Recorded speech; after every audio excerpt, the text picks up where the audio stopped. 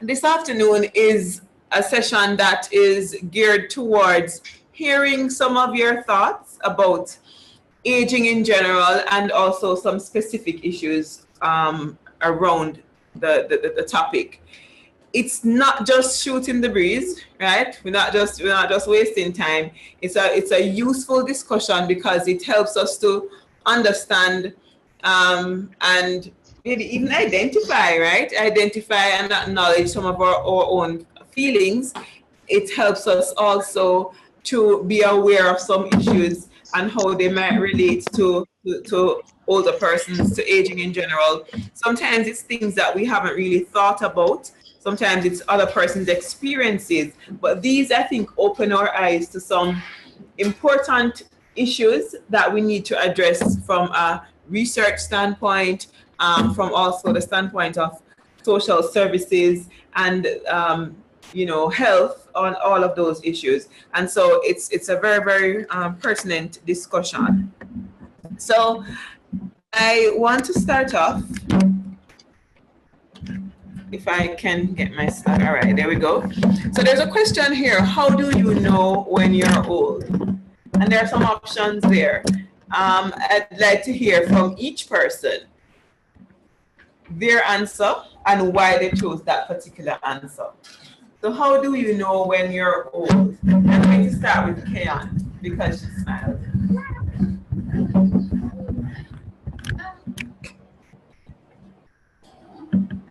All right, so just choose one that resonates most closely with what your thoughts are. It's a combination of all the three things.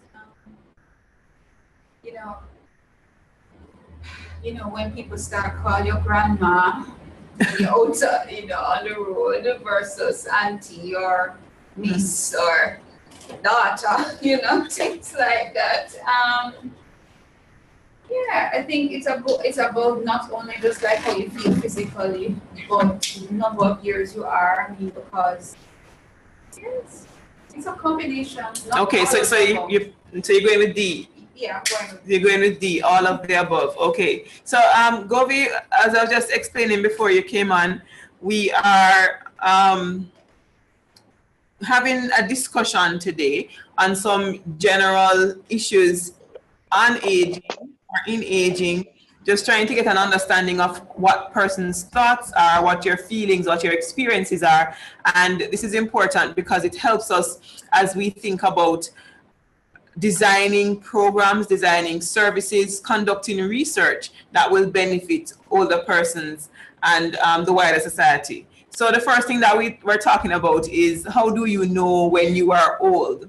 And there are some suggestions right there, and I'm just asking persons to choose one of the answers that I guess resonates with their own thoughts. So while you think about your answer, I'm going to move to Karine and ask her, how do you know when you're old? Well, I think generally our person knows they're old is A, but how do I feel and know? It's just how I feel. How you feel physically or emotionally, mentally? Physically, emotionally, and mentally. I guess certain things don't bother you as much when you were younger. Okay. But as it relates to how you feel, I can't really stick to that per se. So I'm really working with A. Okay, so you're working with A. All right. Arisha? So I think it has to do with comparing your how can I say, your activity level, right, and your functionality. So when you were younger, probably it would take you X time to do certain things, but when you realize it's taking you more time or more energy, right, then you start to realize, okay, part of my biological function is kind of decreasing, and that could be why I'm getting older. That I'm getting old. Also, I'm going for all of the above. Also, society tends to be, some people may, discriminate against older people. Probably they would disrespect them, but majority of people in society would actually lend a hand or ask for assistance, like offer assistance to you and so on, then now you know that, okay, I'm really getting old. So yeah, when people start being all helping with helpful. your bags and so on, you know, and calling Interesting. you granny. Okay. Govi, what about you? Good afternoon, everybody. Good I think that EA is the first thing, I believe so, because the number is the main reason. Telling you your age, you know, your elderly, and all the other choices given also it appropriate for this. I could go with all of the above. Okay, okay. All right. I noticed nobody went with none of the above. So we don't have those, you know, well, I will say when I'm old, I will determine when I'm old. Kind of, you know, there are some people who will not. Yeah. Okay. Fair enough. And I tend to agree with you. I'll definitely go with what Karen had said when they start calling you different things. You realize, because I mean, as far as I'm concerned, I look the same way as I did in high school.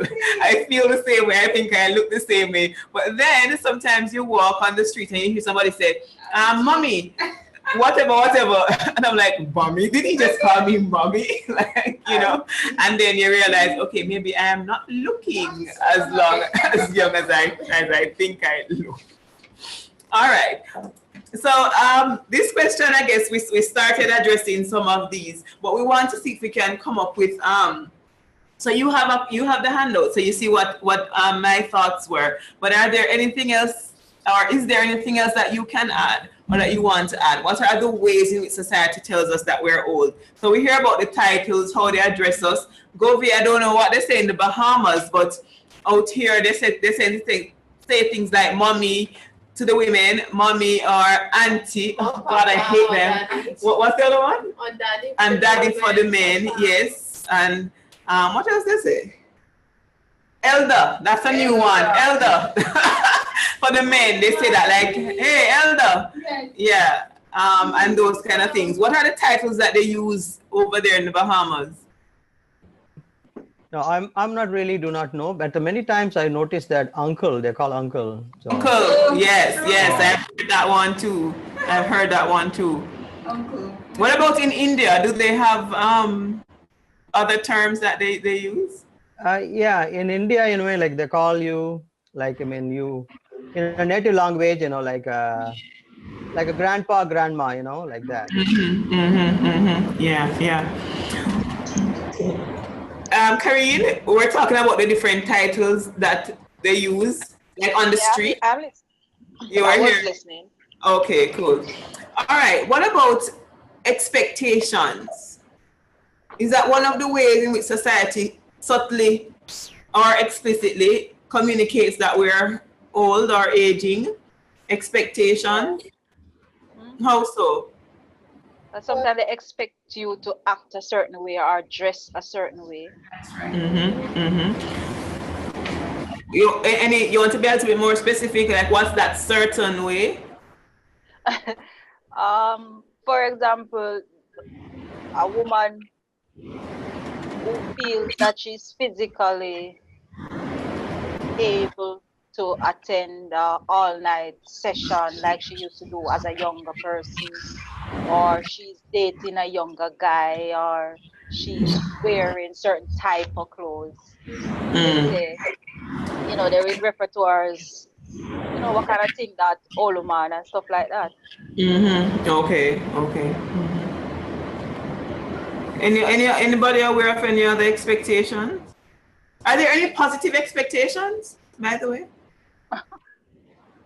Yeah, they expect you to be a role model, so to speak. Like a mother figure, especially with women. I'm really referring to women. Yes. What about men? What are the expectations that society has of men as they get older?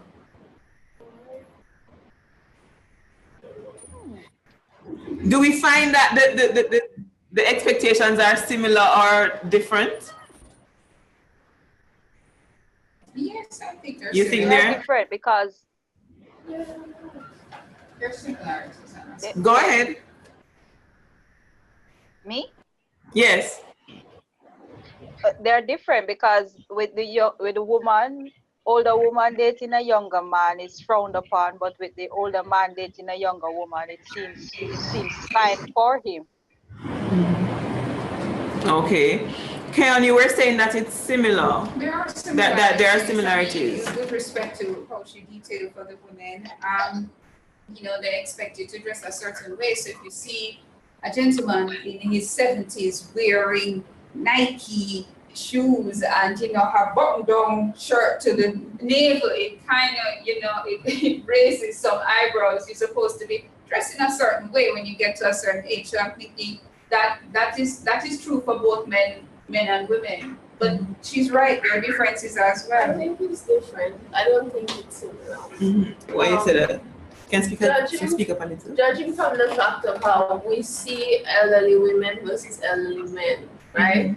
For elderly women, people would tend to be more, how can I say, more of assistive and compassionate. But it's like I feel like sometimes in our society we do not regard men as getting old, right? We still see them as a dominant figure, and we still I wouldn't say that we don't lend them a hand. We do assist them, but not as much as That's aging not a female females. age, though. It's just men and women in general too. So are you hearing the? Oh, hi, Bethan. Good to have you join us. So we're currently discussing some of the ways in which society communicates to us, whether explicitly or implicitly, that we are old or that we are getting old. And so the discussion that we're having just now was, are there any gender differences that we detect? Because some persons were saying that women are expected to be role models. They're expected to be to dress modestly and date age appropriately. But some of those expectations are not held for men as well. But then the discussion changed, and we're saying, okay, is this a function of masculine versus feminine issues? So is it just that men are supposedly the stronger ones and they're viewed as stronger, and so even an aging man is not treated in the same way as an aging woman? Anybody has those expectations? But what is it? So other than that, is there any merit to that kind of I don't think there's view? any merit. I just feel like if you come, right, and you see how you would like that constant affection and so on, men are just not that affectionate type. Some men are really not. So if you just come and you say to an elderly man, like, come, let me help you with this bag, most times in his dominant nature, I'd be like, no, I can manage, right? So I feel like, yeah, they probably know that they're getting old, but it's like they don't leave that kind of mentality that they're old and they should take assistance. More like women who would be like, yes, give me that seat, let me sit at the front. I don't want to stand. So the masculine identity then is somehow stronger than whatever is supposedly coming with the age. Yeah, fair enough. I think we definitely see some of that. But there are these expectations for real. And I just remember an encounter. So there's a lady who lives in my building who I said she has no manners at all, right? None. I tell her good morning all the time and she does not answer me. Like, she does not. And I know she hears, right? She's an older woman. She looks to me maybe in her 70s, I'd probably put her. And she never answers. And I remember I got so upset the last time. Usually it doesn't bother me because I know she doesn't answer, but I guess something else was going on. And I got so upset. And I almost turned back to go to her. And I say, you know what, I'm not going to go. But the next time I'm going to tell her that she's rude, right? So in my head, I'm thinking that my thing is that she is rude and I would expect better of her as an older woman, because I think she should be modeling something you know, for young people. So I do realize those expectations. If it was somebody who was young, then I'd go, oh yeah, well, fine, whatever, they just don't have any manners. But she's like a mother figure, you know, and then for her to just be so rude and unnecessarily, you know, there's no merit. I mean, I think I'm polite. I don't know why she would not answer me. So yeah, we do have expectations, and I expect older women to be motherly and to be at least polite, if even they're not motherly. But then why should I expect that? Because if you're rude when you're young, why should you all of a sudden become this nice person when you get old? Exactly. The mother figure is true too. I mean, if you even look at a group dynamic, you find that in any, you know, if it's even a classroom group or a social group, the oldest or eldest person in the group tends to, you know, they have that overseer kind of role, the role where everybody will turn to them and look at them if there's a certain type of question asked, or they're the person who needs to hold everything because they're seen as the most responsible person, you know, and things like that. Mother, father figure. Yes, yeah. What about the third point, who welcomes us or who excludes us? Does that communicate aging or that we're aging in any way? What do you mean by who welcomes us and who includes us? So who opens their arms and who shuns you? Does that change as people age? Yes. So one of the questions that we like to ask, or I've seen them ask a lot in surveys, is like, you know, how many friends do you have about 20 years your junior? And how many friends do you have 20 years your senior? Because it says a lot, yeah? Sometimes as persons get older, depending on the society that they live in anyway, you find that young people might not want to have much to do with them. So the same little child who used to love grandma and always around grandma and so on, when they reach like 16, 17, yeah, grandma, they don't really have time for grandma, time for grandpa, that type of thing. That happens sometimes. So you notice, you know, after a while that you're not really connecting. But it's not across the board, clearly. It's not across the board. There are some older persons who are able to connect really well with young persons and vice versa. So it's not all the time that, you know, we see exclusion and inclusion. Sometimes it's just people treat it just the same because of the person who, you know, their own personality, their own ability to connect and so on. Sometimes I believe it's how you interact with the young people as well, you know. You interact with them sometimes because they welcome you once you respect them.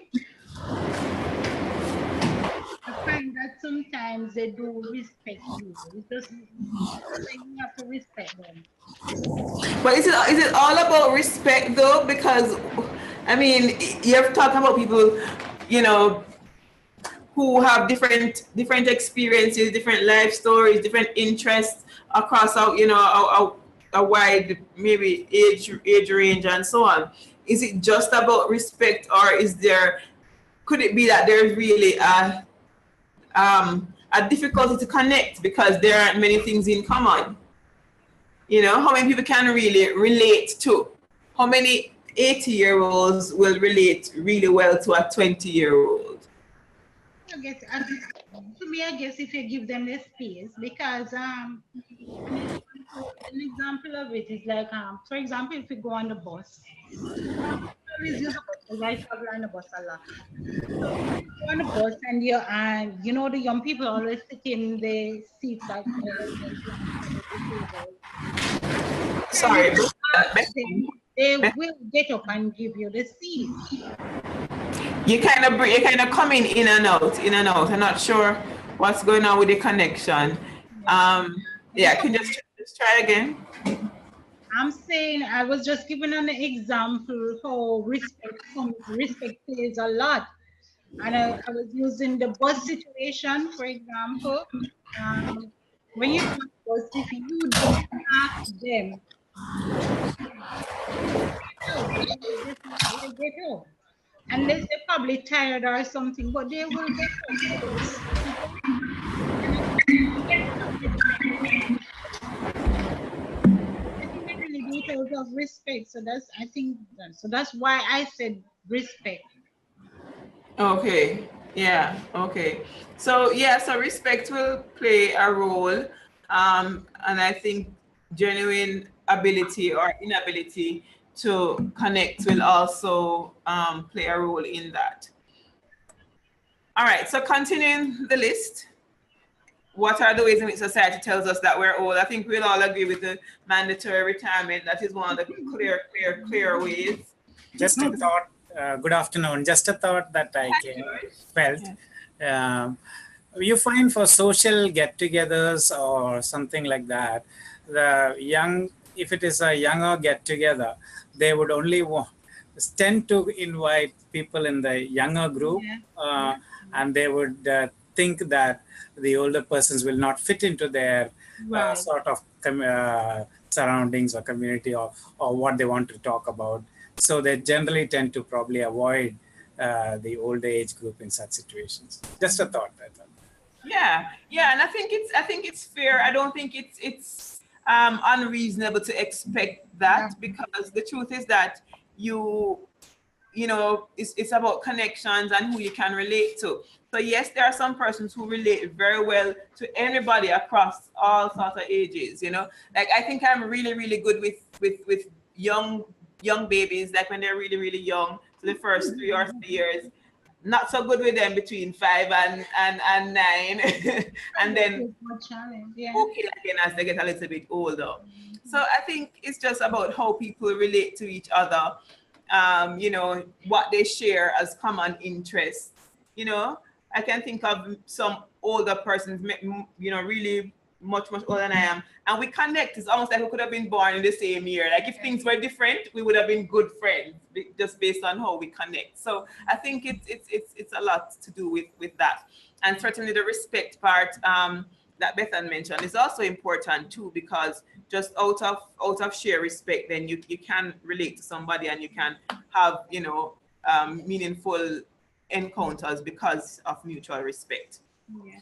So moving on to retirement, yes, everybody is familiar with that one. At about somewhere between 60 and 65, most persons are formally asked to withdraw from where they work. So that is one clear way that society says to you, you are getting up there. Yeah. Special social benefits. Yes, anybody wants to elaborate on that one? You're talking about the pension. This really That's one of them. Yes, that's one of them. And there are some other things that are also governed by age. You know, other things that you can get only because of your age. Oh. Right. So your pensions, the different health benefits. Health benefits. Right. Yes. Yeah. And the bus fare, transportation, Yes, bus fare. right. The Yes. lines at the bank. Yes. The pharmacy, for senior citizens, discounts. And the NHF. And the NHF. And the NHF Yes. as well. Yeah, so things being said across the room, and so just so that guys have to kind of talk a little louder so that they can hear. So and like the status of senior citizen status. The Senior citizen status, you know, like at the bank. Yes. So lines in the bank, special lines for you. Special health cards, your pension. What's that one? The health insurance, right? Yeah, so different things. And the bus fare. Oh yes, bus fare, and if you go to movie theater or if you're buying tickets in like this. Yeah. Okay, good. So those are some of the more positive ones. Those are some of the more positive ones. Yeah, everybody likes a benefit. Pros and cons. Yeah, I mean, I think we kind of addressed some of those, and we kind of discussed, you know, why some of these occur. So clearly things that are going to, you know, give you special treatment, positive treatment would definitely be a pro, right? some of the role expectations might be a little bit unreasonable, and you want all of a sudden to ascribe certain moral and other characteristics to somebody, and they don't have them, and might not even want them, but so we have to be careful about some of these stereotypes. One of the disadvantages is losing health insurance after retirement. Oh, yes. How do I get my mouse? Excuse me, Because they're Dwayne. not able to pay for it. Yeah, that's true too. And then even for persons who are trying to get insured for the first time, maybe they weren't in a position to get health insurance before, and now their children probably can afford it. They might not be eligible on the basis of their age. No.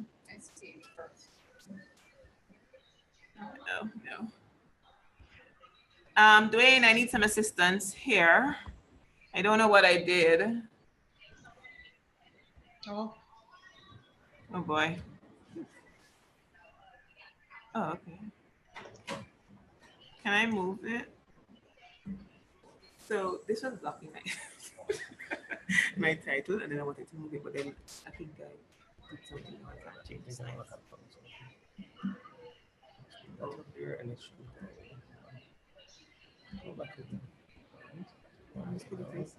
good. All right, thank you. All right, so attitudes. Oh yeah, that's there too.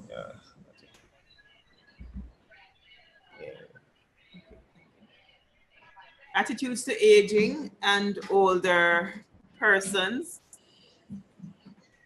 In the Bahamas, guys, I'm guessing that it's a mix because that's how it is in most places. But could you give me some examples of what are some of the prevailing attitudes towards aging and towards older persons themselves that you observe? Some of the negative ones, some of the positive ones in the Bahamas. With the exposure that I have here, I notice it is mixed. It all depends on the individual person. Some people, I would say a smaller percentage is very, very respectful to the older persons, whereas I think, and also I feel that many are not giving the older persons their due. I probably think that they are not able to understand older people that easily, and sorry. What is their due? I mean, in matters of expecting them to do certain things, or maybe if there's a mild dementia, if there's some other pre-existing problems like dementia, the people do not understand dementia, so they expect certain things quick, or some things like that. And then if they do not get the results quickly, the younger person, he thinks that the older person is sort of not doing it purposefully or something. It's all misunderstanding, I feel. Mm-hmm. Okay. And I see it even in places where we are supposed to be treating patients, the older patients. Okay, so there is that attitude. So misunderstanding, ignorance sometimes leads to persons being impatient and not treating persons right. Okay, yeah. Any other thoughts in the room? Oh, hi Thelma, how are you? Just noticing that you joined. Where she is? I don't see her. All right. Oh, I should be waving this way. All right. Okay, Cassandra, yes. I think stigma and discrimination affects our attitudes to older persons as well. I think that some persons just figure, well, sometimes the situations that affect older people, like chronic illness and so on, sometimes create this type of interaction because older persons, most times when they have chronic illnesses, they take a variety of drugs, prescription medication. Some of those are side effects some cause body odor and so on, and some of the seniors may not be quite as competent, or they might not be perceiving themselves in certain ways, and so sometimes younger persons associate an odor or a smell or a certain look to older persons, and because of that, we approach them differently without understanding.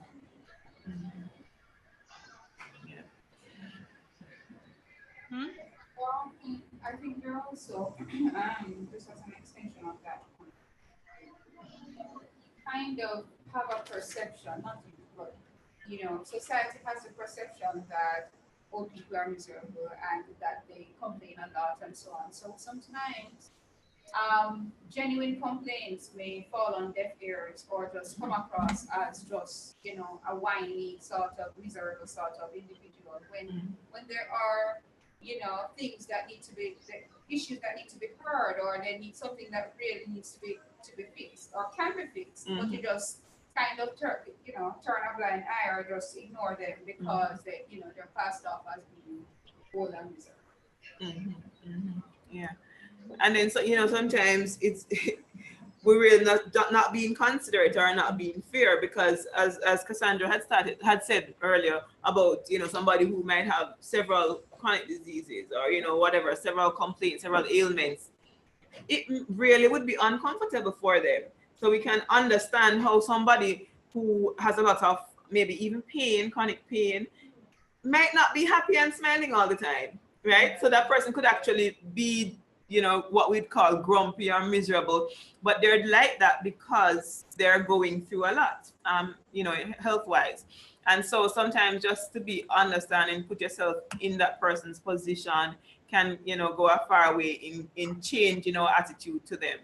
But most times we often just remember them a certain way. So when they start deteriorating and they cannot really do as much as they used to, it started making us getting very miserable, and instead of trying to understand, we kind of lash back at them, not understanding that we will get to that point someday. We just see them as that young mother, or that young father then, and now they're burdened with so many illnesses now that's probably decreasing their normal functionality, even their happiness. Most of them are depressed, right, because of these chronic ailments, and we fail to realize that this is a process. They were not always like that. Yeah. Nastasia. And sometimes too, we have to consider this thing that I look at it both ways. Seniors sometimes can see themselves as being entitled to certain things. Yes. And then we, on the other hand, can often view them as vulnerable members of society. Thinking ahead and let's say trying to get to know this person. Like for example, someone offering to cross someone across the road and don't know that generally that person can assist themselves, and they will feel offended to know that you're just and someone shared a story once. They wanted to cross the road as a senior, and the young person just came and grabbed them by the hand and started taking them across the road without even asking if that was the direction they were moving. So that's an interesting thing, because sometimes we think we should help, and we say that young people can be insensitive and young people can be whatever, but we're not thinking about what the person might want, the older person might really want. And so we go ahead thinking, okay, I am helping, when in fact what we are doing is coming across as stripping the person of their independence. So we have to be careful. It's a delicate balance. We have to be very careful. I remember, as you're speaking, some time ago, going out with my father and my mother, and we're about to come out, and I am holding the door so that they can go, because I'm thinking that these are my parents. I need to have them go through the door and I'll hold it. And then my father, so mommy went through, then daddy comes and he now takes the door from me. So he grabbed the door and then I grabbed the door, and he grabbed the door and I grabbed the door, and I'm like, okay, daddy. And I just went through the door because he's like, no, you go. And I'm like, no, you go. And he's, no, you go. So that's, because he's being the man. That's what the man does. And so me thinking, okay, let me protect my parents. No. So yeah, we really do have to be very careful about that. And the sense of entitlement. Yes. Another story. I remember my friend's grandmother. She was very she's personality, very flamboyant personality, and she would sit at the dinner table. I would visit them and have dinner with them. And when she wants some water, she simply just puts her glass up, She doesn't pour the what she doesn't ask anyone. She just holds the glass up, right, in anticipation that somebody needs to just to fill the and move. Yeah. Some of them think by virtue of just their age. Yeah, they should be. So who holds these views? I would say everybody, right? Everybody. Yeah, we all hold some kind of positive view, some kind of negative view about them. Let's get on to personal. Sometimes we don't like to share our personal views, and but I think it's important, for honesty and for also helping us to maybe reframe them if they need to be reframed. But what are your own views about aging itself and also older persons? Who is going to be the bold person to tell their views towards aging as a phenomenon itself and also the older person?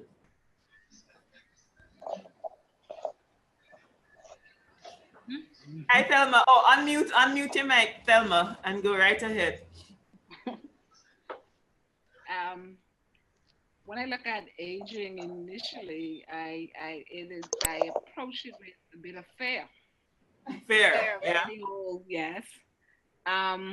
Because I guess for me, it's the fear of being able to function, being a young, energetic, vibrant person that I think I am and used to be, but I'm getting over that fear of losing, I guess, my independence and becoming dependent on person as the aging process progresses, and the fear of losing people who I am familiar with and grew up with, because you see so much persons who are older dying.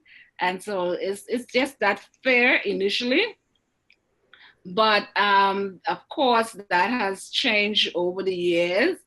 And now I have a more positive view towards it, because I'm exposed to the various opportunities and understand the processes that I can change in order to make it more productive and less fearful.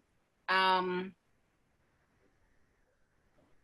other thing is that how I see them now, I have this sense of respect and appreciation for them, having been exposed to different types of older adults in different settings. For example, in a home setting where the older adult is received as a part of the family and an extended family in my case, I've learned so much from my grandmother-in-law, and she's always willing to teach. She's like, come darling, come sit down, and she's always willing to share and teach. So I find her to be a loving doll of a person, and she always has the kind words. She's not hurried, she's patient, and she wants you to just sit down and hear about the values and how I must bring up my children the way she brought up her children. So I have a sense of appreciation and respect for that type of person. However, I've had the experience of seeing older adults in different environments, in the clinical setting, where I think you made a valid point, where persons who are suffering from various illnesses, and because they're in pain or they're not in an environment that they're familiar with, or around people who are patient and can assist them in meeting their individual needs, they come across as very challenging, very demanding, and sometimes they are even very disrespectful. And so I've seen that pain, I've seen the resistance, I've seen that I don't want anyone around me type of environment. And so for persons like them, you really have to kind of dig deep down to what you know and what you expect of them in terms of the loving person who has value and worth and want to contribute, and approach them with that type of care. And then you kind of see them turn around, you know, in terms of, oh, so, you know, you understand that type of thing. And then I've seen them in an environment where they are completely independent, especially on our family of islands. You can't get that many of our old adults to come to the mainland Nassau. They want to stay on the family islands where they have their own home. They can open their own window. They can go into the field. They can do their own farming. And they just a free life, free spirited, and just wanting to share and give. So I've seen them in different environments. So I have learned to respect, appreciate, and love them for their individuality, who they are, and just stand on the side at times and let them reach out to me rather than me trying to take over and do everything for them.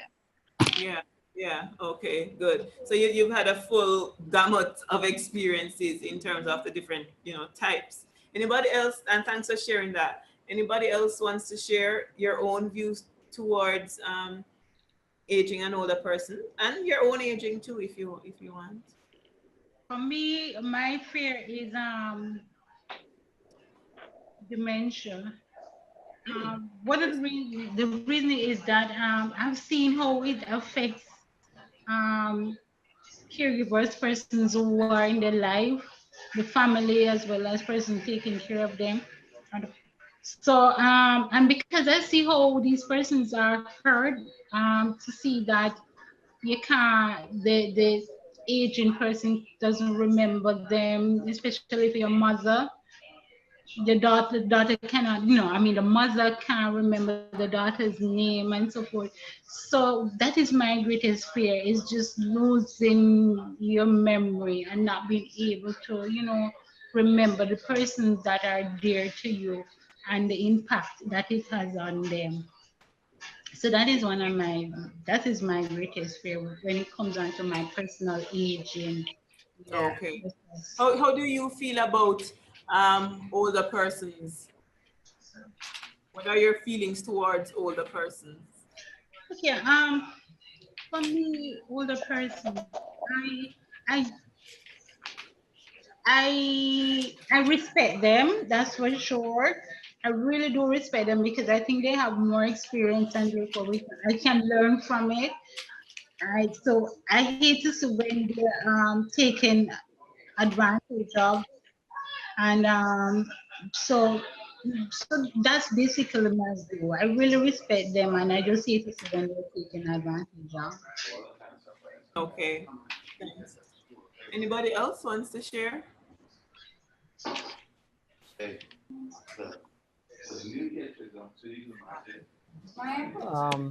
In my view, let's go. Hey, Gobi. Yeah, in my view, the elders should be respected and they should be treated well. Um, because like they are the pillar to the family. They are the father or the mother. He is a strong pillar to the family. They have the children, like they raise them up. I mean, maybe they build a house, and then they study the children to professional college, whatever, their education, everything. Yeah, they done a good thing to the family. And as the aging, like when they could help themselves, into their daily needs, like they come in walking, like bathing and dressing, like when they reach that level, when definitely, for me, I'll treat my parents like that. I want everyone to be treat their parents like that, like due respect, and treat them like with a lovable fashion, like with feeding them, dressing them, taking care of their illness, like do not mind their whatever their dementia, whatever they do. They pee in the the peeing, the stool in the pamper, cleaning them. I think that's to be who everybody should be taking care of their parents. Yeah. My fears in aging is about, having, a family who's probably just frustrated, um, and you're just not patient. I think that adds to depression, and that adds to just you wearing off as you age, because if Yeah. somebody could literally see your family frustrated, you feel like you're almost like a burden. You just want to get rid of yourself. You just want to go. Like there's no pleasure anymore. Yeah. So Yeah. I think that's just my general fear, is having people around who are not understanding, who are not patient, and just contributing to my depression and making me even feel bad about aging. About being there. Yeah. Yeah. Yeah. I think my approach to aging persons or older persons is generally the approach that you would take to people in general. I think that there are various levels of compassion and levels of just responsiveness that they require, people in general require. So you may encounter a person who is not all lovey-dovey and does not want you to later on think with them and and mollycoddle them then, so to speak. But you have some people who need that. Come here, Mrs. So and so, have a seat right here, it's okay. You don't need to be that way with everybody. And likewise for older persons, you might have some of them who require a greater degree of of dependence on you, and pulling more out of you in terms of what they request and so on. And you might have to give, I believe in just out of even respect, just acceding to some of it, not obviously not over the top, but and then for others who require a more independent approach, allow them to be independent, allow them to do, but encourage the ones who are less dependent and pull the ones who are more dependent and so on. But that is not specific to older people, it's just people in general. And that is it. My own personal views, just like Thelma. Thelma, I think I've seen a full spectrum of personalities, and just like as an individual, you kind of have to choose where and who you want to be. And so I look at the more vibrant personalities and the people who have pulled life by the horns and is out there exercising and doing the things that they like, and enjoying life, and that is where I aspire to be as an older person myself. And then you see the people who, through no fault of their own, are ill or might be going through something. My prayer is that I will have people around me who are patient enough to deal with the situation, so that the overall and end result is happiness, regardless of what comes my way. That's it. What shapes your views, or what has shaped your view? Where do you have the view that you have? I would be derived from my interactions with great gentlemen. From personal experience, well, I was very close to my grandparents, and so I think naturally I sort of have an affinity for older people. So it's easy to relate to them. It's also easy to observe older people at different stages. So I think, fairly quickly identify at what stage of the aging process they're at. Having been very close to my grandparents and watch them go from being very vibrant into that sort of decline until they eventually died.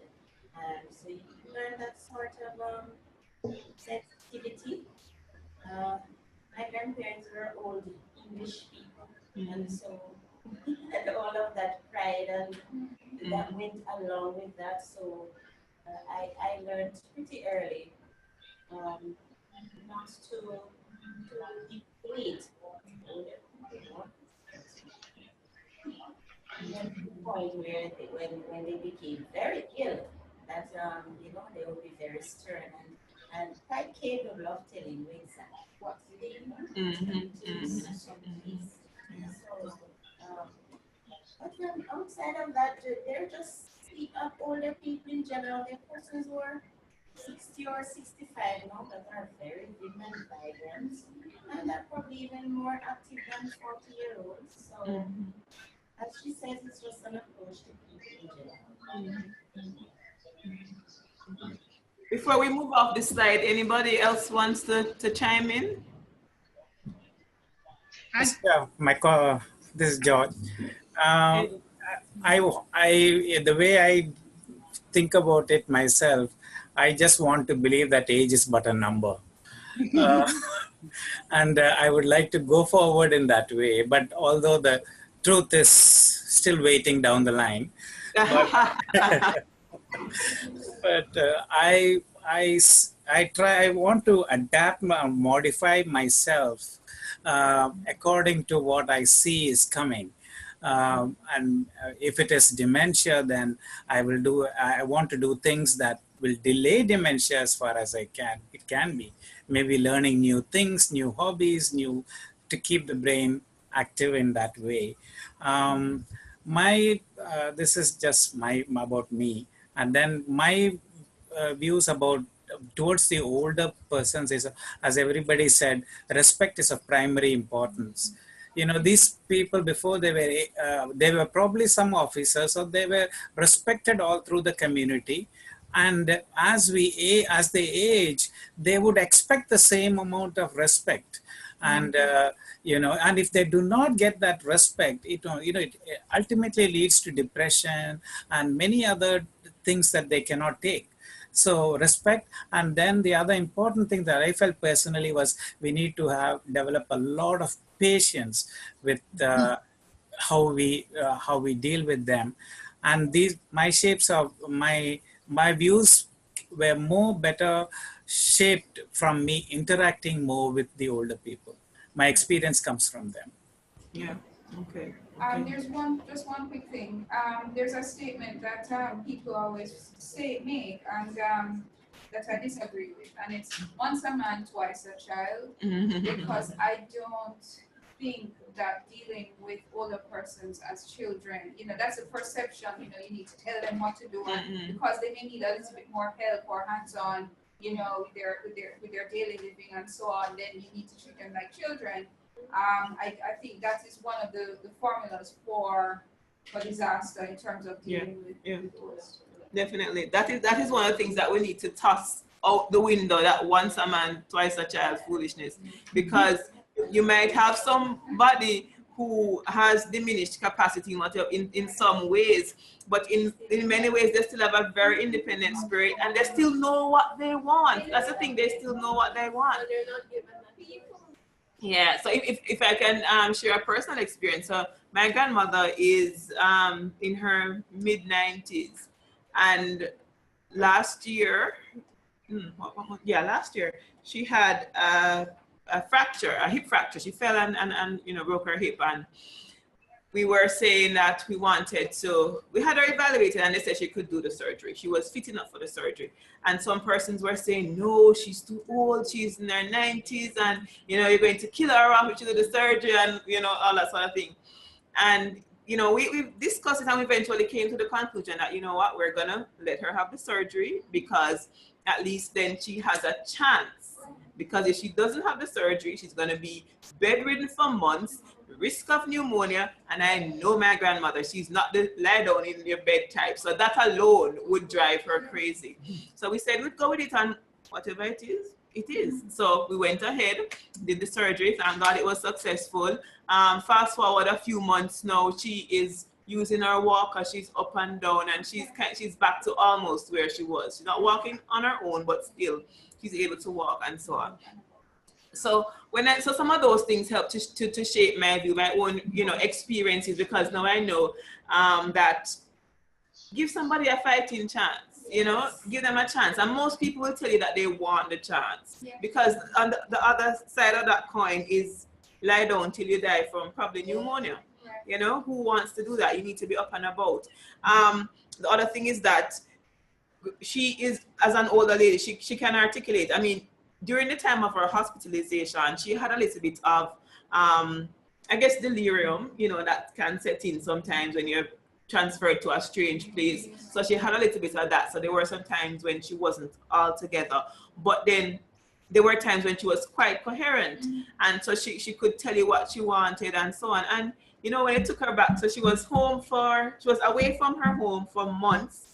While she, you know, recuperated, and then she was able to go back to her home where somebody stays with her. You know what she said the day when she got back to her house?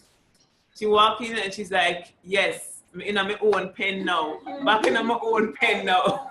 So let me translate for the persons who didn't get it. She's like, yes, I'm back in my own territory, my territory where I rule. So she knows what she wants, and so she was very happy. So that kind of, you know, lets you know that don't try to strip people of their independence and their right to an active life. So that's one of the other things. I have lots of fears, I think. I have lots of fears with my own aging, lots of fears with the aging of my parents. I'm still working through some of those because it's difficult to see them. I mean, my parents are very active, but not as they were, clearly. And you know, it's not with a memory loss here and a memory loss there. You have to exercise patience and, you know, kind of wonder, oh no, where's this going, you know? but yeah, you know, we it's part of life. We grow and we try to, you know, work with the different situations. All right, so this is some evidence, and you probably saw something similar to this in your previous lecture when you talked about population aging, or maybe you will see it later down the road.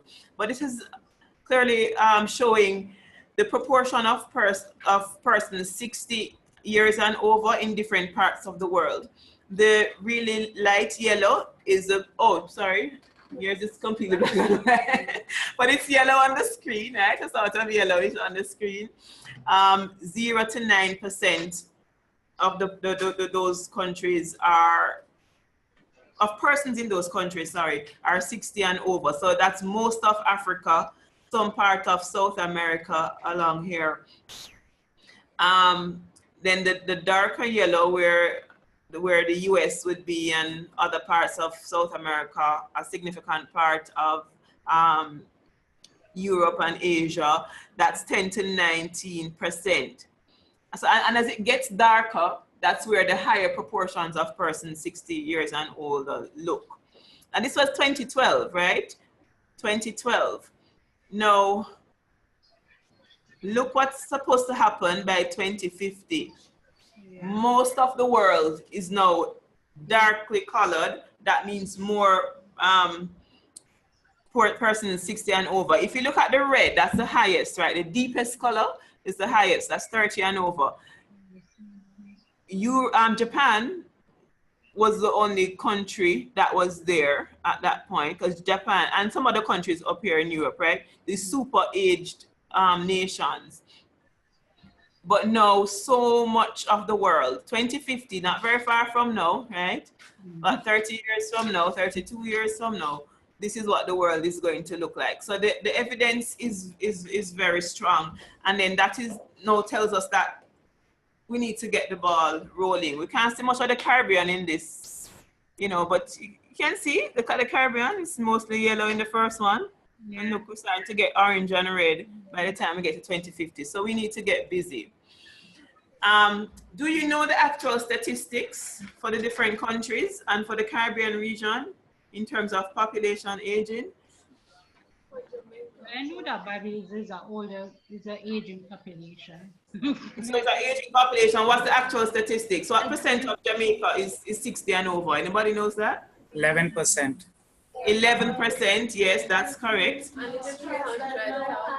So it's about 13%, but yes, it's about 13%. But based on the last census, which will be the official statistics, so to speak, that was about 11%. It's about 13 now. But so in between censuses, there are projections and there are some rough estimates and so on. That is saying it's at 13%. For Bahamas, what is it roughly? it's around the same 10 to 11%. It's around 10 to 11. From the, so I gave you this sheet which has some proportions. You can look at them.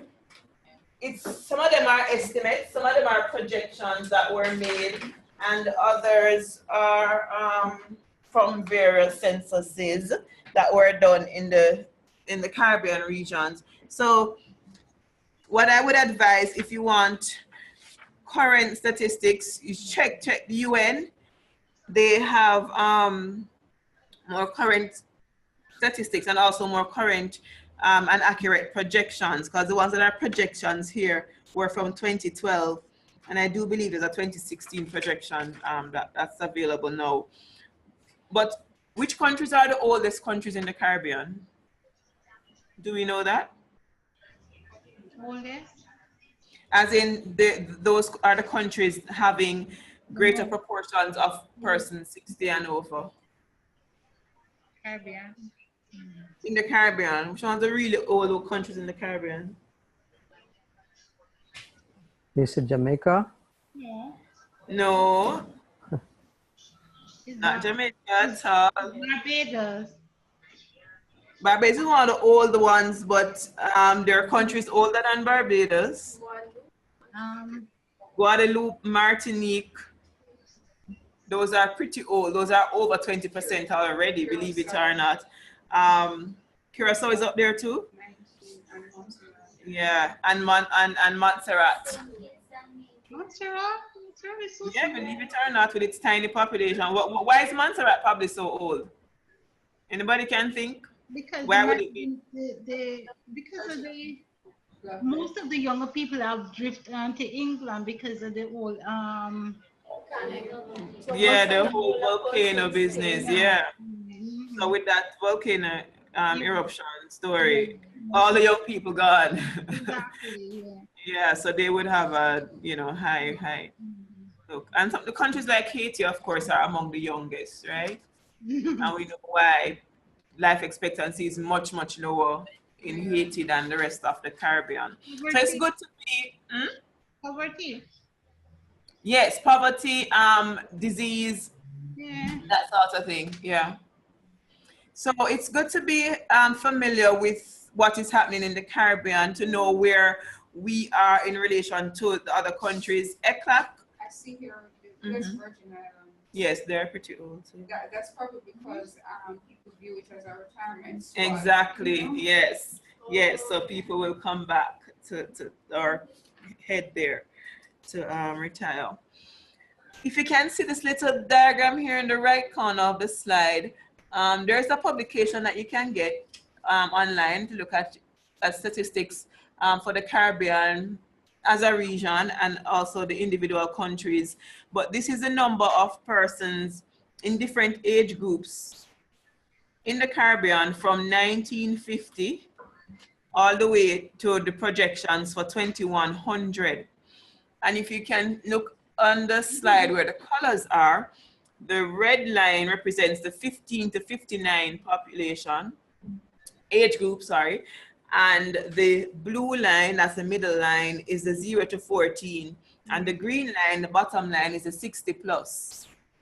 So interestingly, as we know, what would happen with population aging, those younger age cohorts are decreasing and the 60 plus is increasing. So we are somewhere about right here. It's gonna pretty much almost double, right? The 60 plus is going to increase from 13%, which is on average where the Caribbean is now, to 22% by the year 2035. So some of us in that room in this room contributing to that 22%, right? Some of us will be right up there by 2035. That's true. So, all right, given what we know about what's happening in our individual countries and what we know of in the region as a whole, what do you think should be priority issues in aging? What are some issues that we need to focus on? First of all, can anybody give us an idea of what, from their vantage point, what is being focused on now in aging? Healthy living. Healthy living is one emphasis. Anything else? Supportive groups and supportive activities for the elderly. Activities, support groups. That's what's being focused on now, or that's what we need. Oh, That's what we focus on now. Yeah, we focus a lot on We health, focus on health, yeah, and healthcare provision, and health is number one, most people saying. Anything else getting attention? I mean, I don't know, I'm asking. Well, Policy issues, broad policy issues being looked at in Jamaica. Somebody was coming in. Assisted living and housing. Housing, yeah, that's a big discussion.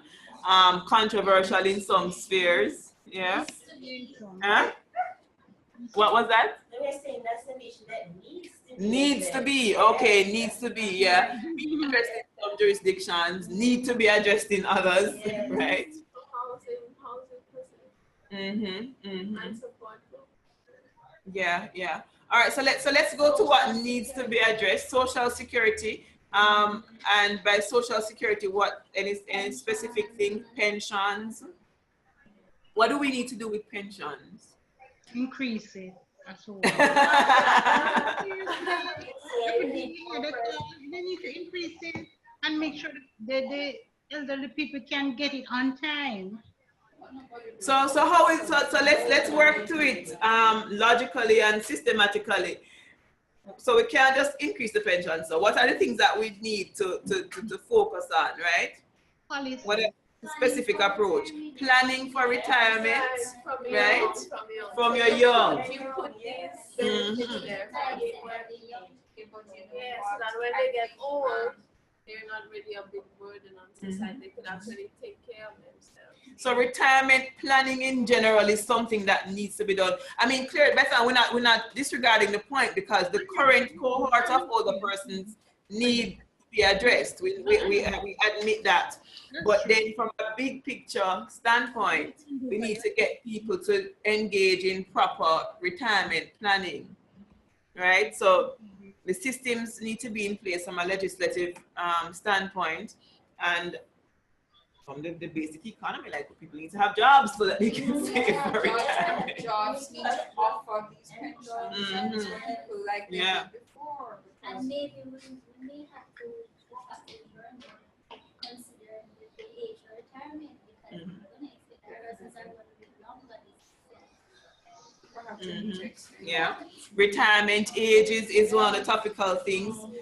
Whether it's appropriate or not, should we be looking to extend as we are in Jamaica, or have, because we're thinking if persons are living longer and they're healthy, able to contribute, why are you stopping them and sending them to 30 plus years of poverty, as it were, because unable to maintain themselves? So these are discussions that need to be had.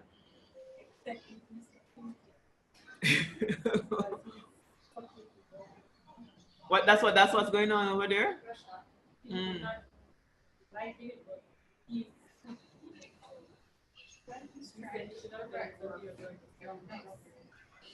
That's always one of these contentious issues, about, some persons make the argument, well, if we are extending the age, then what will happen to the young people? Well, the fact is that the number of young people, it is decreasing. So at some point there won't be any, right? That's decreasing too. At the same time, we need to have more productive societies where we can get more jobs so that everybody in the society can work. So it's not like, oh, let me box this out of your hand so that I can get it in my hand. You know what I mean? Older people working and healthy, so they demand less of the healthcare system. Exactly. So it is a much broader discussion than we like to have, because some people just think of it as, oh, you are keeping jobs from somebody else if you are in the workplace for longer. But then we're not talking about expanding.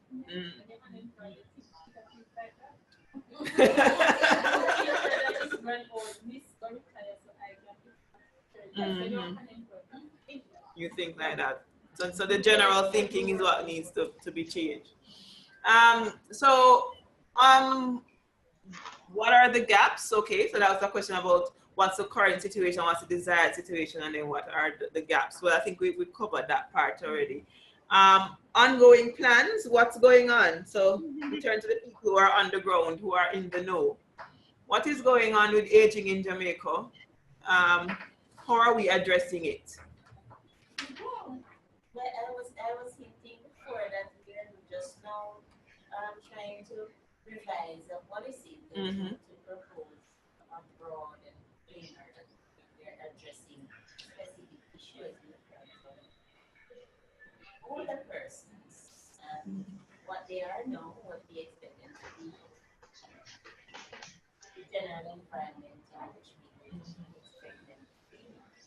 Okay, okay, good. So at least we know that there's something going on in terms of policy.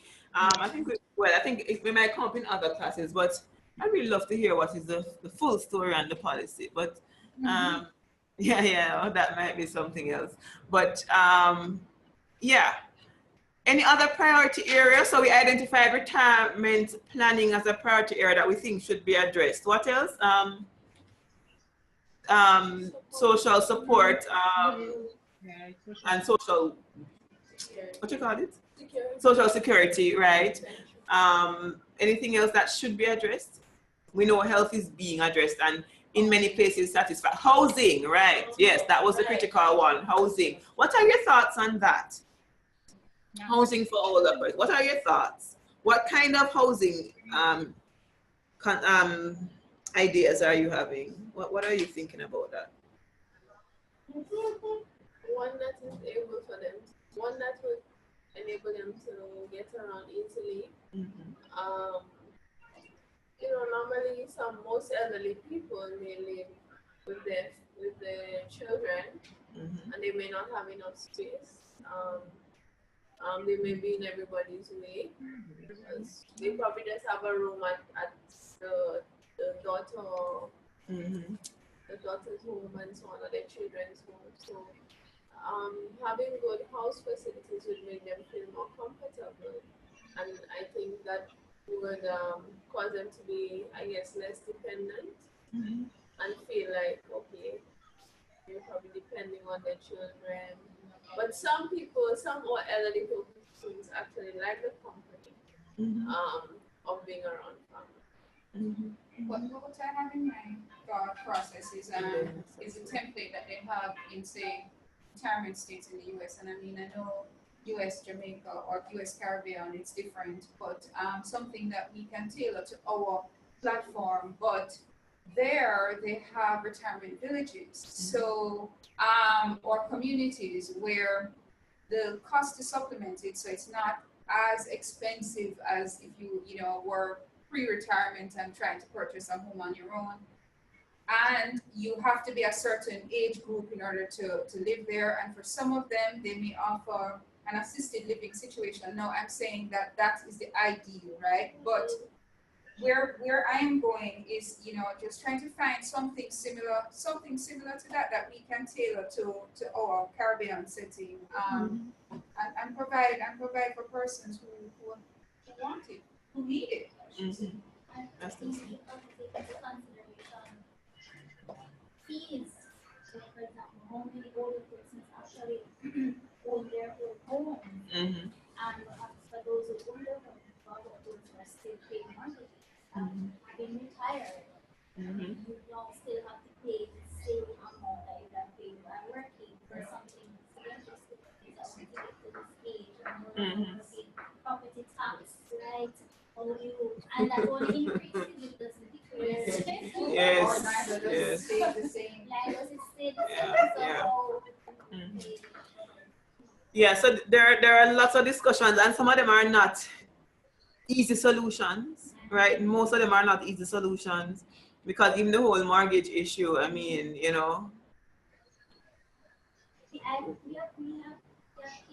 persons who have been turned out of their homes. which is untenable. I mean, that's yeah.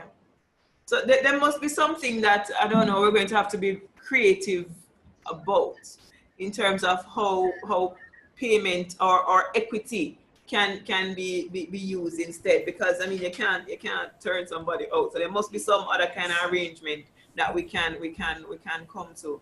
But these are tough ones. Yeah.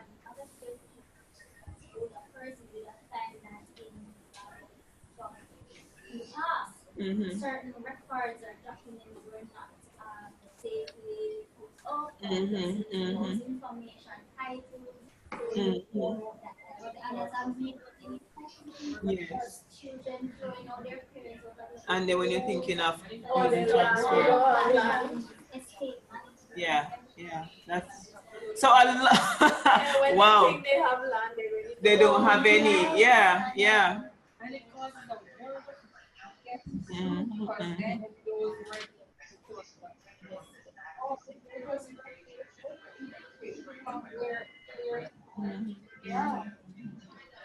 So how do we get people to start having these discussions? You know, I mean, I know some of them are being had, but many of them are not. Yes, but sometimes they themselves don't want to have this discussion because it's somewhat embarrassing for them on a whole. Um, to know that your children or your family has done that. That's a bit embarrassing. But with the help of support, and actually addressing these things, will help them.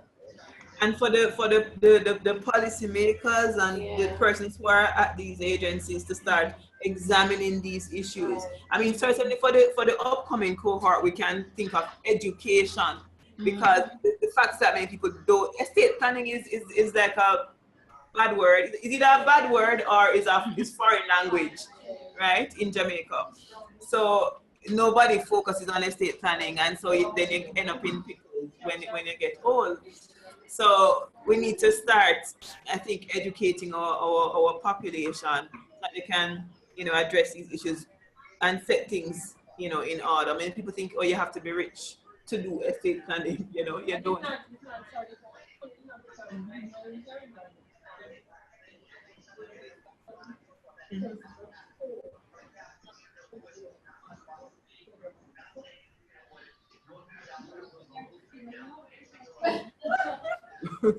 Yes. And then when they demolish them now, you hear that it is, yeah. Mhm. Mhm. Going on.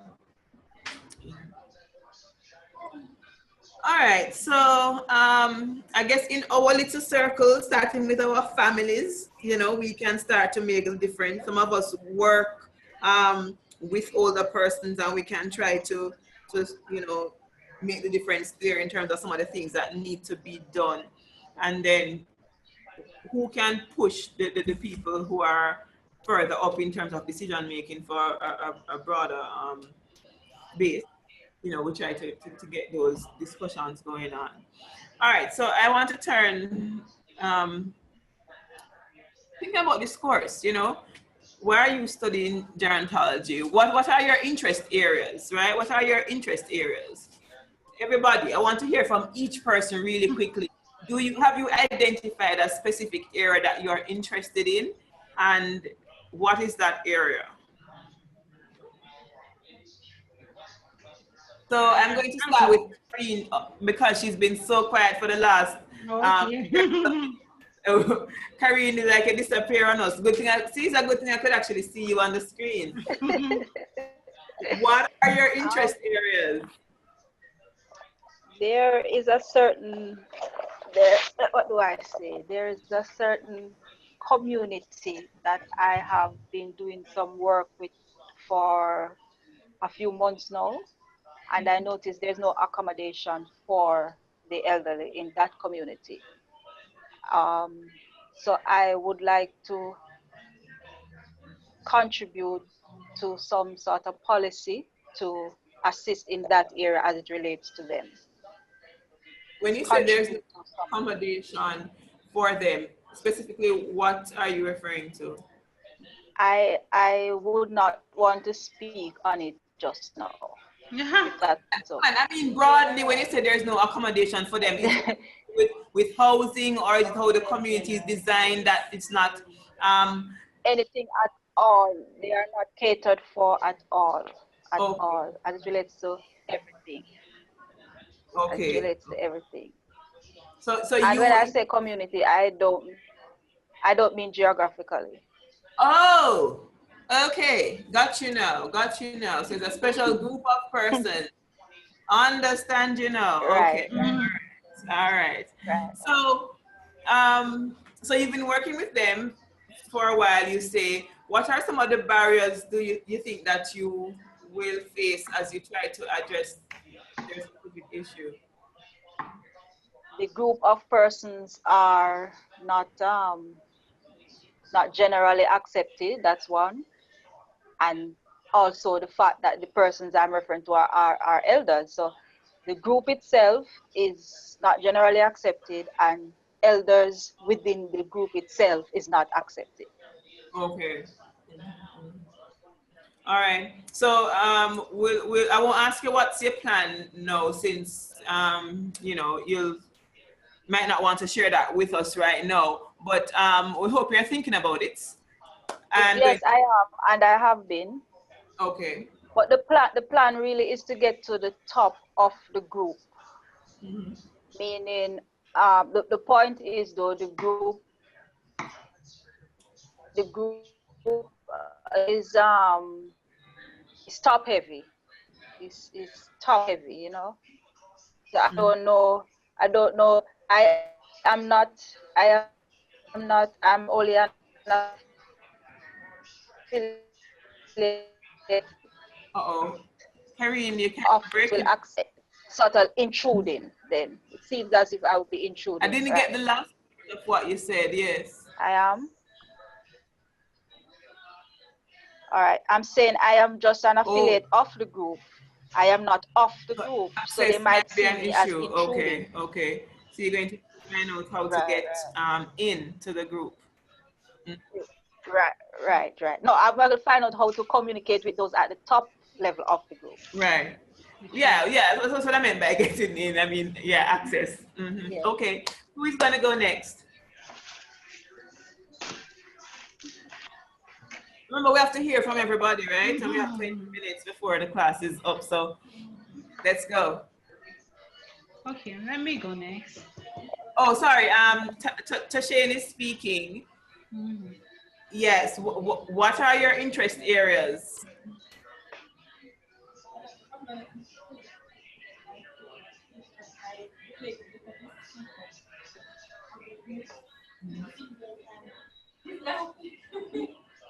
Like working in a high school.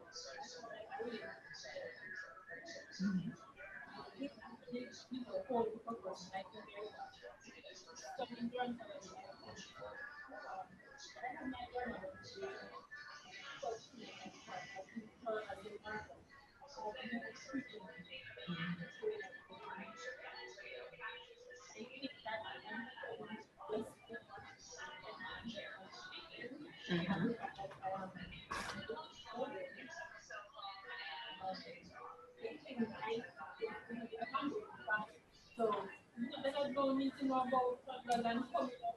Yes,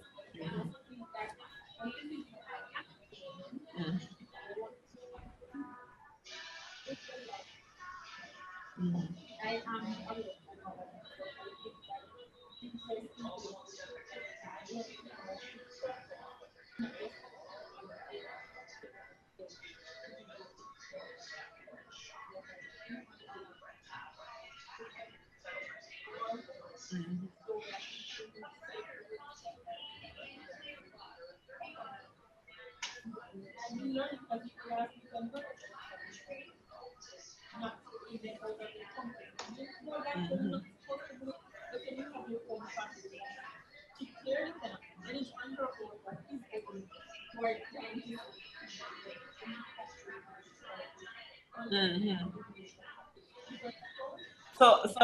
So there's a general interest in you know, so that you'll be better able to relate with them and so on. Is there a specific area that you want to work in? So like we talked about you know, housing issues or whatever. Is there a specific area that you're in?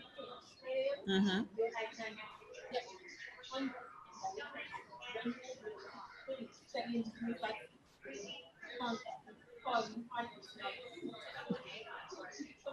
Mm-hmm.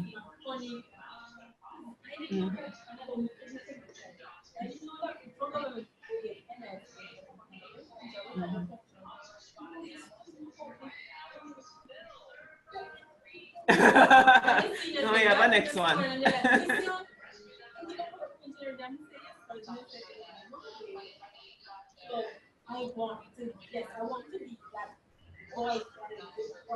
Good. Yeah. Yeah, because we do need a lot of advocates and educators and persons who will go there and get the information out. So that's your area. Perfect. Who else is gonna go? So we have 2 down. Come on, people, let's go. Okay, I'll go next. All right, Bethan. Okay, one is I have an interest in policy making. The reason for that is that I think in order to really get anything going, you have to deal with the policies. Policies have to change and implement it. And so therefore I have an interest in that. Preferably in active aging, healthy aging for senior citizens. Meaning that one of the examples that every day actually there's an advertisement comes on TV about being active, and I think it's geared mostly to the youth, the younger population, and as once again the elderly are left out. Drink water and so forth. So with this policy, or hopefully, I mean, you can target the aging population more by getting, I mean, doing some more advertisement, for example, facilitating some of the agencies that helping out with some of the agencies that are involved with the senior citizens. And promoting, promoting active aging, because I seriously don't think it's promoted in Jamaica. Should be. Okay. All As it right. should be. Okay, let's take the next person. And Bethan, could you just mute your mic? Sure. Your background is a little. Yes. I'll go next. Yeah, about my interests towards gerontology is I want to expose myself to that subject of gerontology to understand the what is the situation in the world today, what are we going to expect at 2030 or as the time goes by, to understand and also making myself develop some structured ideas of how things can go forward. And I work in a place where I'm directly involved with patient care, or I also see geriatric patients in the clinic. So for me, communication with the elderly is a very important topic, and I wanted to better myself in it. And with the inpatients, I wanted to see how best I can make them best adapt themselves to their stay in the hospital and to better it in many ways that is possible than what exists at present. So facilitating some changes and ideas to make their stay better and to not feel that they are not in their homes, to feel much better where they are. Okay, good. I can go next. Yes, okay, great. For me, there are so many areas that I am interested in, but having the responsibility and the oversight for the management of nursing services in a particular hospital, I am very, very much interested in how can I get the nurses to improve the delivery of services. It is delivered at various levels. Some persons are excited about doing it, others see it as task, others see it as labor intensive, and I really want to see if I can make a difference in helping them to prepare themselves to work with the elderly and be more productive. but I'm also frightened by the statistics that I keep hearing and the volume of aging that we will be expecting later. And I wanted to know, how can we prepare the nursing services to embrace that population if they have to be nursed inpatient or in the community setting? So I have two major interests.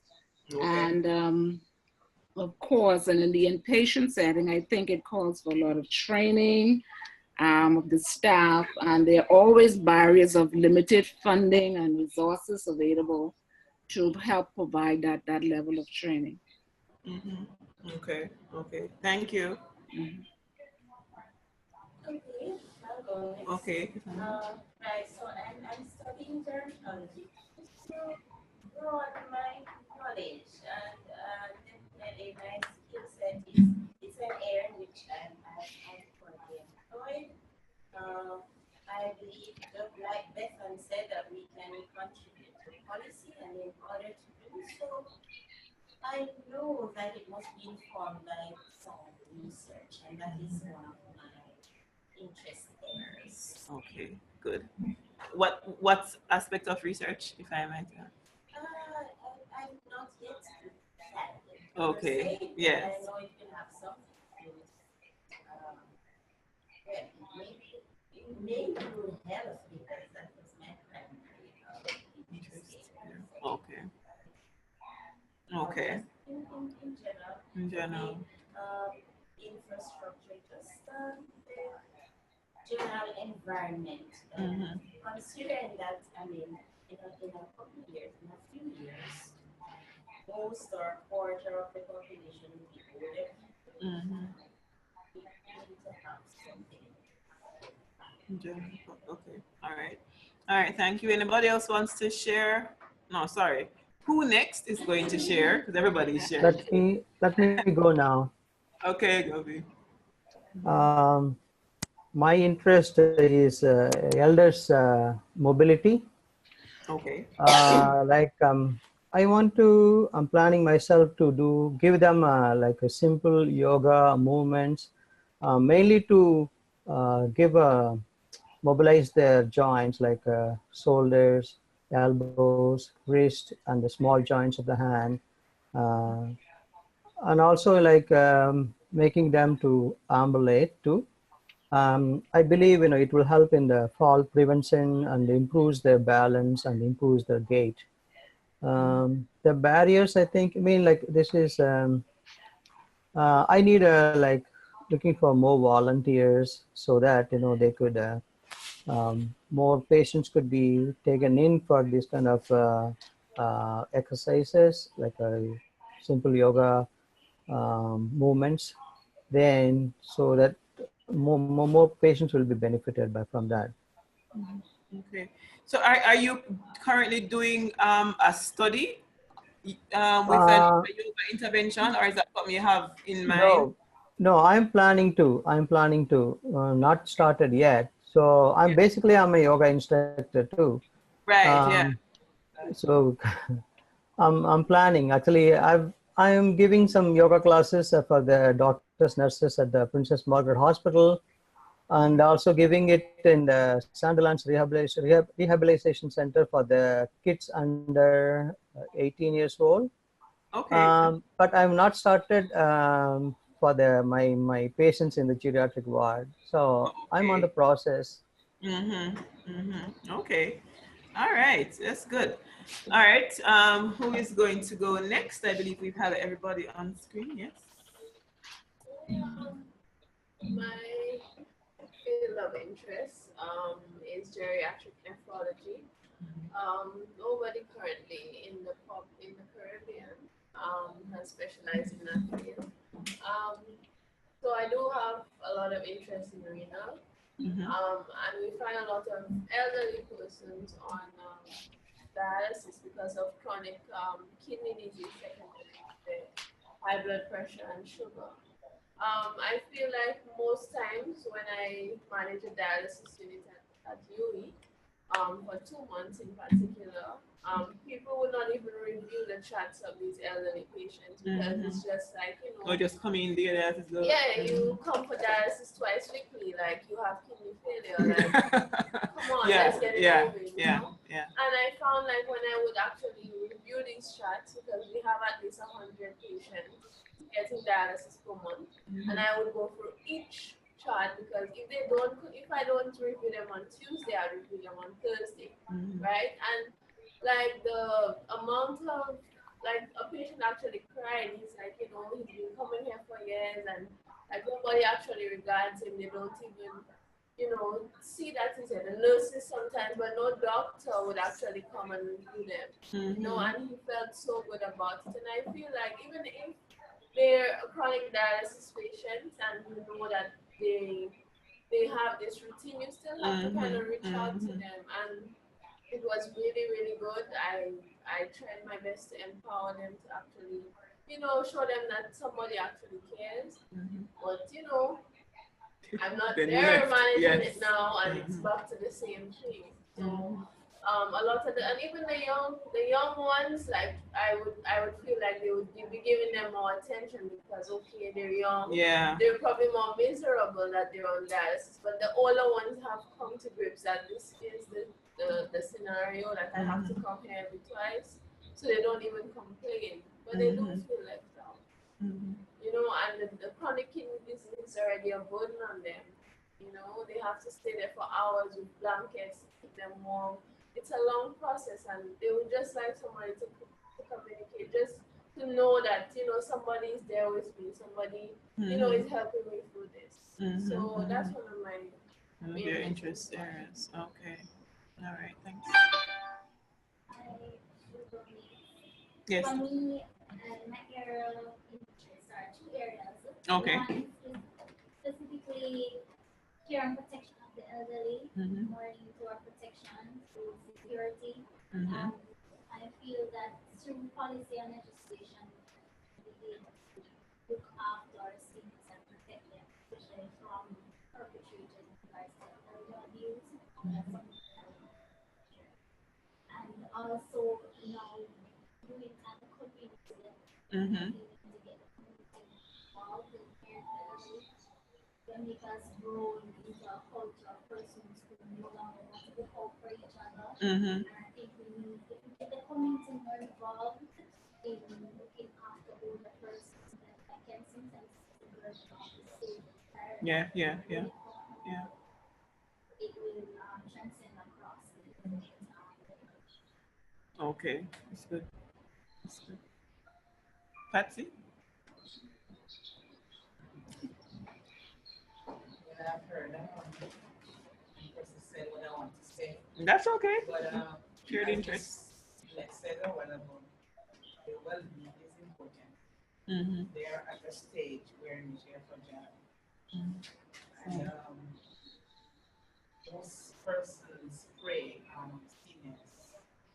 They take them for granted. They will say they're assisting them, but they're not really assisting them, they're assisting themselves. And so, yes, it's true.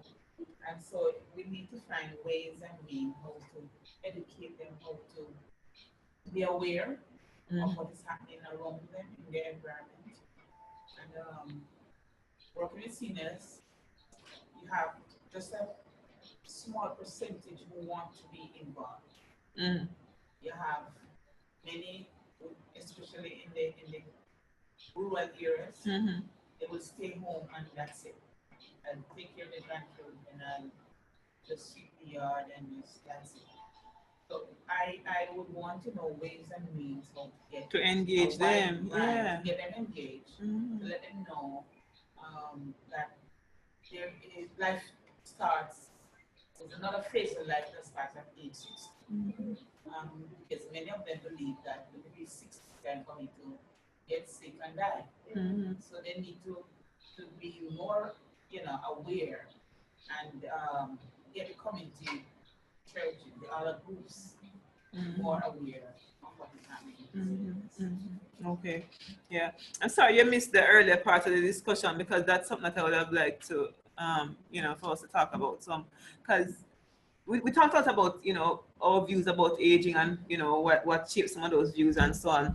But it's interesting because there are some persons who really don't want to do anything.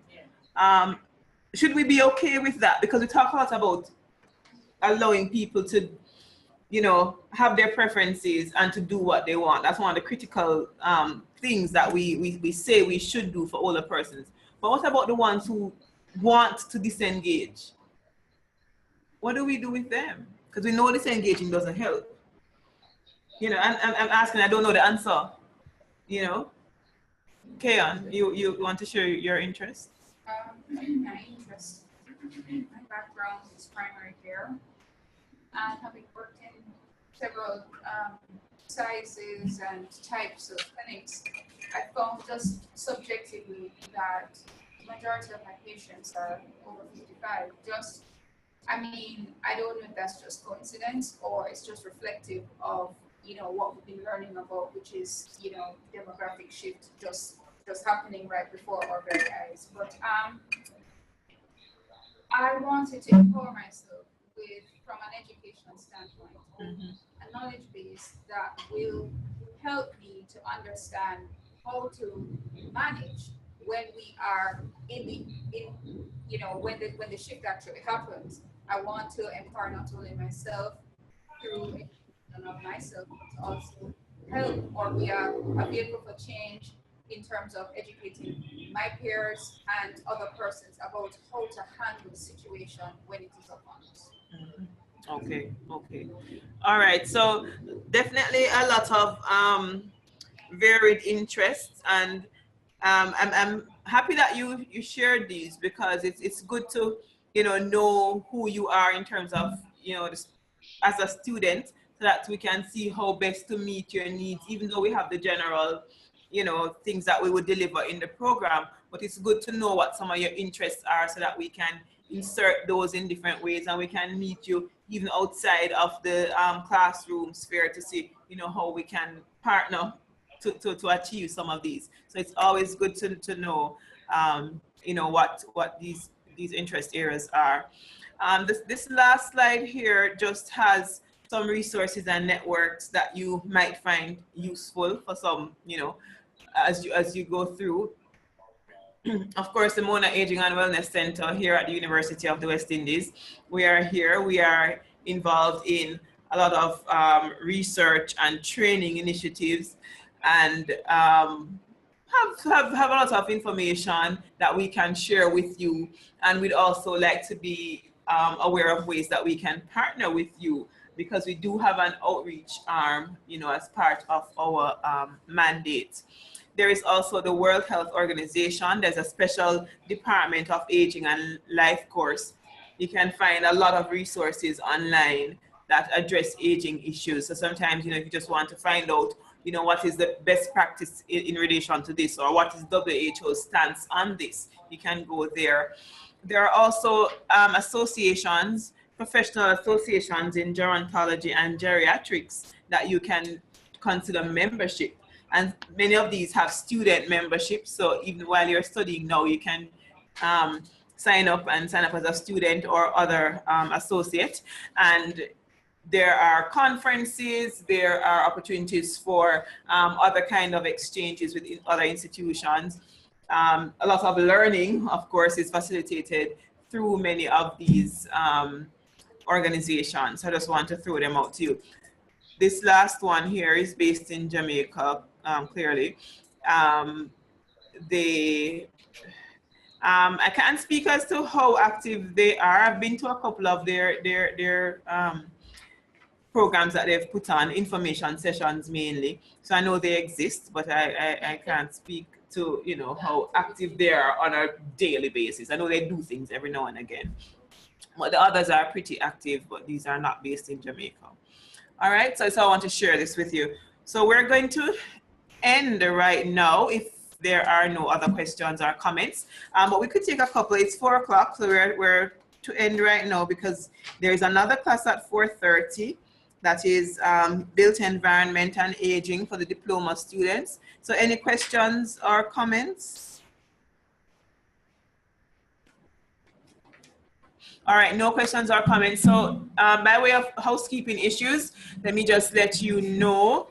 So, you know, we're trying to work out the details regarding your electives for this semester. let me just say that communicating with older persons is going to be moved to the second semester instead. You are going to do it in the second semester. So social policy and services is available in the first semester. So all those who wanted to do that, you can do it. For those of you who had selected communicating but want to do social policy, since you don't have another elective this semester, you can take another course. You can do it. There's no additional charge, and it will just be something else that you do. Social policy does not have an exam at the end. It's assignments all throughout. So you know, you don't have the burden of an exam, but instead you have well-timed assignments. So I would encourage you, if you can do it, to do it this semester. Right, so yeah, that's available. And I have a special notice for the National Council people, but I'll give them after this. But just for the others, that social policy is available for that. It is going to, you'll get the schedule. We have noted your concerns regarding time and so on. So you will get the schedule this week in terms of when it will start, both the date and the class time. All right.